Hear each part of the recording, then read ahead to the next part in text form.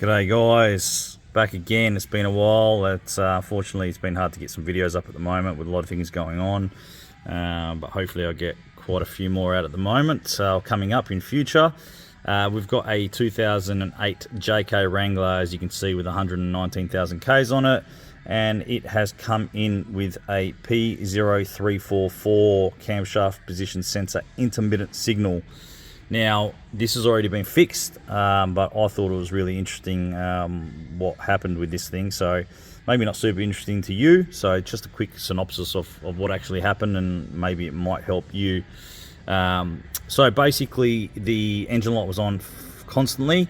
I couldn't clear the code at all. It was just there full time. And I'll show you what we did at the front and give you a bit of a brief analysis. So the first thing we do with any cam or crank sensor code is just go straight to the sensor, and look, you can see here that we've got an easy sensor to get to. It's just a little bit behind the belt, but I could get my back probes directly into those. So from the right hand side, the yellow and red wire, that's the 5-volt power from the computer. The wire in the middle is the earth that goes to an earth somewhere on the block. I can't remember where it was, or on the body. And the signal wire is on the left. So first thing I did is just checked all three of those signals, and all three signals were good. I was getting a square wave on my signal wire. So I thought to myself, well, maybe the signal is not making its way around to the PCM. Is that why it's thinking that it's intermittent, or I don't know. So I looked up a bit of service information, and I could see that the route of this sensor getting to the PCM over here, it actually goes through this connector right there. So I thought to myself, what's the chances of there being a bad connection in between that? So quickly I just checked. I left one wire on this cam sensor, and I put my other lead on the back side, the computer side of this connector. And I'll show you what we got. So this is what we got. The signals replicated each other, and I know it looks funny, but this is actually the tone wheel teeth. This is the way it is. If I look there, it's whatever it is. Let me just zoom in on that. So it's 3 2 1 2 3 2, whatever it is. It doesn't matter. I just wanted to make sure it was right. So I got it known good from the Pico library, and it's exactly the same. The teeth are right, no dramas. So I thought to myself, okay, before I start digging at the PCM, pulling stuff apart, just quickly check timing. Just want to make sure that the timing's right, and if it's wrong. It may not affect this code at all, but whatever. I just want peace of mind. I want to have a look at both cam and crank. So let me show you that. So I got the camera crank sensors up. And you notice that I've got some cursors here, and you'll see why in a minute. Looks good. Well, I don't know. Both signals are good-ish, without any reference to anything. It looks good. So I said, before I go any further, let me just get a known good. I'll pull it up in Pico, and then we'll compare it exactly. And let me just show you that.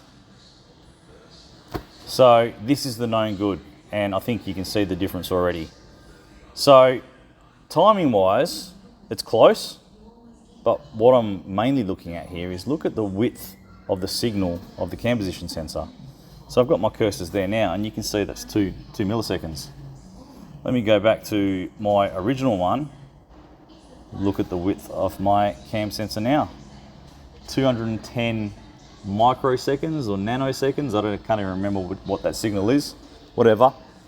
Clearly a massive difference. And if you look at the second cursor, the end point of the signal, and you look at the good one, the end point is the same. The starting point is what's different. The starting point on the known good starts before that last 2 signal from the crank, and the starting point on my one starts after it. So clearly it's getting a signal, but the width of the signal is not good enough for the computer to recognize it properly. Is that throwing timing off? Probably. Is that throwing your ignition timing off? It probably is. So interesting.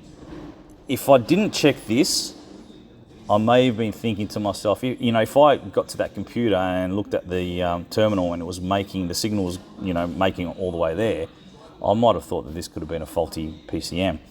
So lucky that I checked the timing itself, And lucky I had no good to compare it to. So now I thought to myself, is this the wrong tone wheel? So I had a quick look at it. It didn't look any damaged or anything like that. I jumped on Facebook and, you know, to the American groups, Automotive Insight Network, Super Mario's group.